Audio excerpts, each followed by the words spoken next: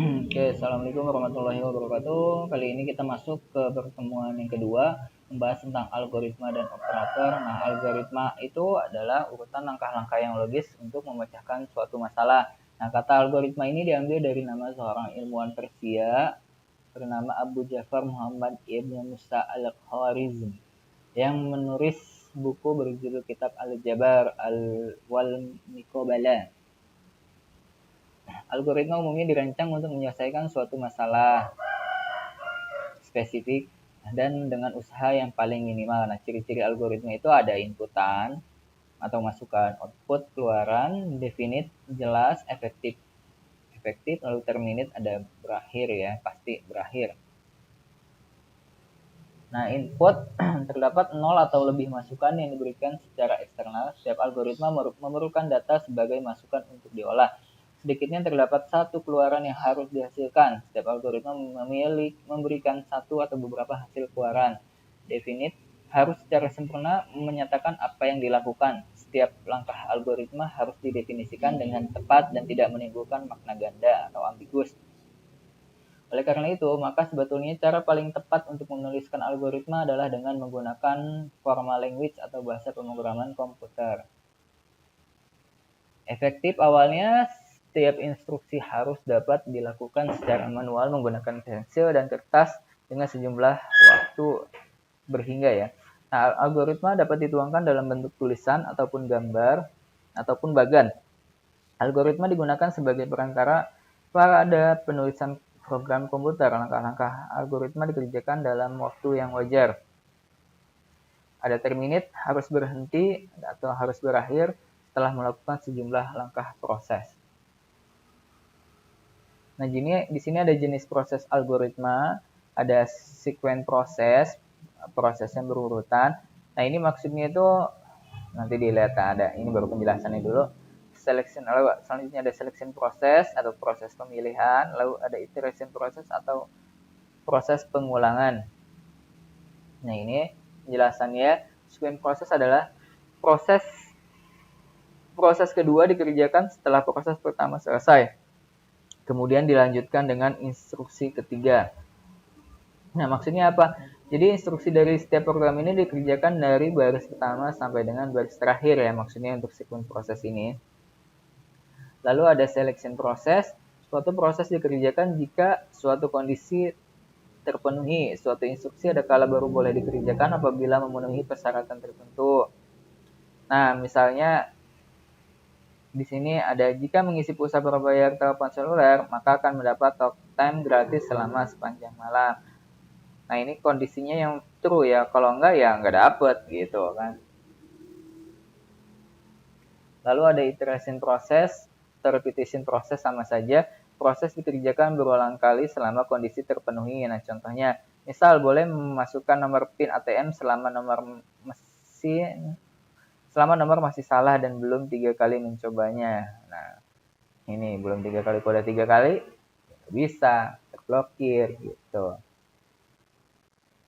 Nah, lalu ada notasi dalam algoritma berupa flowchart, showcode, dan kode maya. Nah, flowchart ini atau bagan alur diagram yang menggunakan simbol dan garis untuk menggambarkan urutan proses suatu algoritma. Lalu ini ada program bayangan atau pseudocode, merupakan instruksi tulisan yang mirip instruksi bahasa pemrograman. Lalu ada kode maya. Kode bahasa yang digunakan adalah bahasa yang dimengerti. Misal, versi bahasa Indonesia tujuannya agar pembaca dapat dengan jelas membedakan algoritma dan instruksi program komputer. Nah, ini ada contoh dari bagian dari flowchart ya. Terminal ini bentuknya seperti itu, mengawali atau mengakhiri rangkaian dari proses. Yang pertama, lalu yang kedua ini ada input atau output. Nah, ini bisa menjadi input atau outputan, yaitu membaca dan memasukkan atau menampilkan hasil keluaran. Lalu ada proses mengolah, decision, ini memeriksa kondisi, lalu konektor itu untuk menghubungkan proses. Nah, ini notasi pada algoritma flowchart ya. Nah, ini untuk decision tepatnya. Nah, misal ini sama dengan ini. Nah, divalidasi. Kalau iya ke sini, kalau tidak ke sini. Nah, lalu ke sini.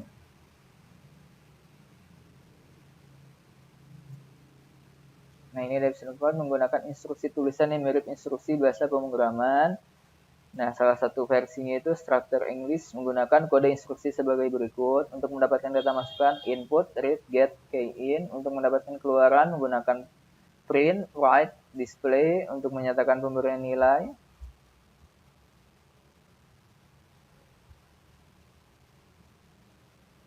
Nah, seperti ini. Hampir mirip dengan kode pemrograman ya sebenarnya. Nah, lalu ini ada kode Maya. Hampir sama. Nah, ini bedanya menggunakan bahasa Indonesia. Nah, cenderungnya kan kalau tadi bahasa pemrograman bahasa pseudocode ini hampir mirip dengan bahasa pemrograman ya. Nah, sedangkan untuk kode Maya versi bahasa Indonesia. Ya, seperti ini. Lalu kita masuk ke operator, merupakan simbol atau kata yang dapat digunakan dalam program untuk melakukan suatu operasi atau manipulasi, seperti menjumlahkan dua buah nilai, memberikan nilai ke suatu variabel, membandingkan dua buah nilai, dan sebagainya.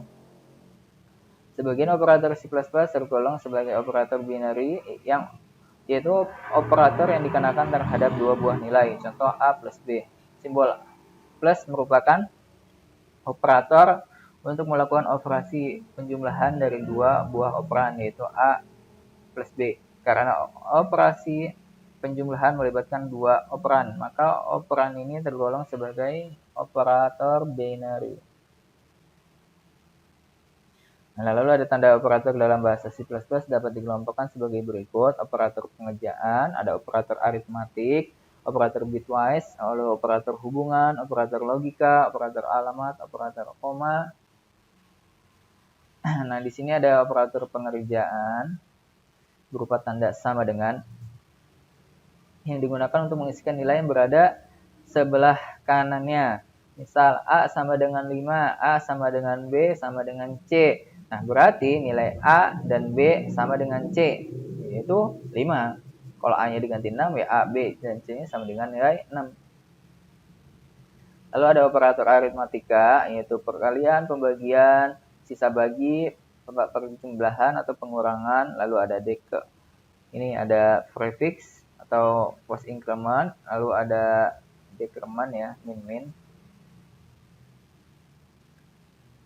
Ini operator peningkatan dan penurunan.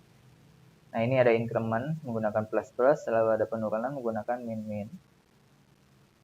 Nah, lalu ini ada operator bitwise, pergeseran bit ke kiri, pergeseran bit ke kanan, operasi bit AND, lalu operasi bit OR, operasi bit XOR, dan NOT.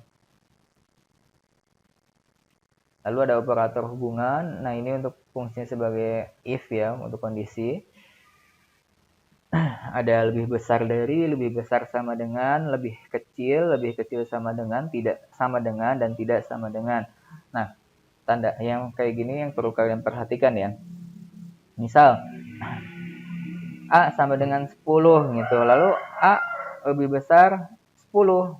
Tuh. Benar nggak? Enggak, karena nilainya sama. Yang benar adalah kondisi yang seperti ini. Lebih besar sama dengan, dia masih masuk gitu ya. Lalu ada operator logika, fungsinya NN, seperti itu, dan. Lalu ada ini, seperti ini untuk OR. Lalu ada NOT seperti ini. Nah, ini ada contoh tabel operator logika, hampir mirip dengan yang tadi ya. Bedanya ini menggunakan simbol, tidak menggunakan AND, OR, ataupun NOT. Tapi sama saja. Lalu di sini ada operator alamat. Operator plus itu menggunakan address operator. Lalu kali ini indirect operator. Nah, operator koma digunakan untuk meletakkan beberapa ungkapan dipisahkan dengan tanda koma di dalam kurung buka dan kurung tutup.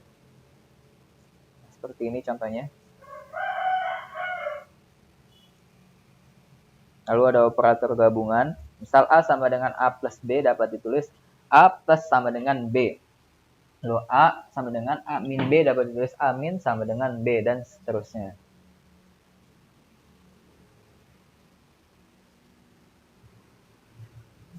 Oke, sekian dulu pertemuan kali ini. Wassalamualaikum warahmatullahi wabarakatuh.